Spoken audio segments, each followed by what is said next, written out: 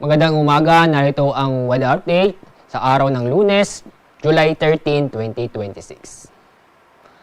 Nakakaapekto pa rin ang habagat. Itong habagat ay naapektuhan ang malaking bahagi ng Luzon. Pero inaasahan na ito'y hihina. Bukas, inaasahan na hindi na ito makakaapekto sa limang bahagi nating bansa. Ang magiging dominant weather system ay easterlies.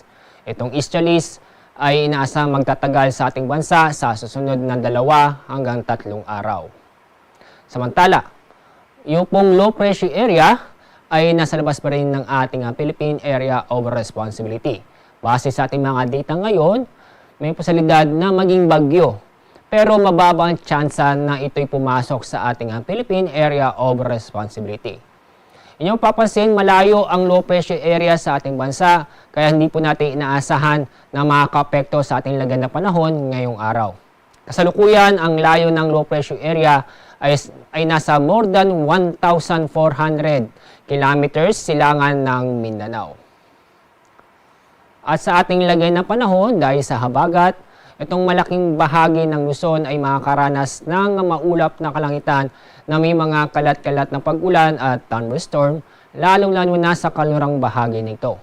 Ang mga lugar ay sa Ilocos Region, ganoon din sa Bataan, Zambales, Pampanga, Bulacan, kasama na rin ang Tarlac, Rizal, Metro Manila, Cavite, Laguna, Occidental Mindoro, Oriental Mindoro at Palawan. Samantala, ang nalabing bahagi ng Luzon, kasama na rin ang buong Visayas at Mindanao, ay makaranas ng maganda at maliwalas ang panahon maliban sa mga isolated na mga pag-ulan o thunderstorm. Ngayong araw may inaasahan tayong malalakas na pag-ulan, inyong makikita dito sa kalurang bahagi ng Northern at Central Luzon. Ang mga lugar ay Ilocos Sur, La Union, Pangasinan, Zambales at Bataan. Kaya sa mga kababayan po natin sa mga nabanggit na lugar, patuloy pa rin tayong mag-ingat dahil sa mga posibleng pagbaha o pagguho na lupa. Although wala tayong gale warning, pinapayuhan namin ating mga kababayan nagbabalak pumalaot sa ating mga karagatan.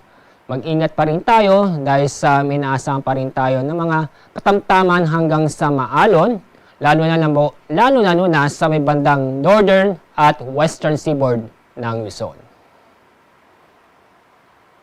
Ang araw sisikat maya pong 5:34 ng umaga. Ang araw lulubog sa ganap na 6:30 ng hapon. Yan ang ating weather update mula sa Pag-asa. Ako po, si Alzar D. Aurelio.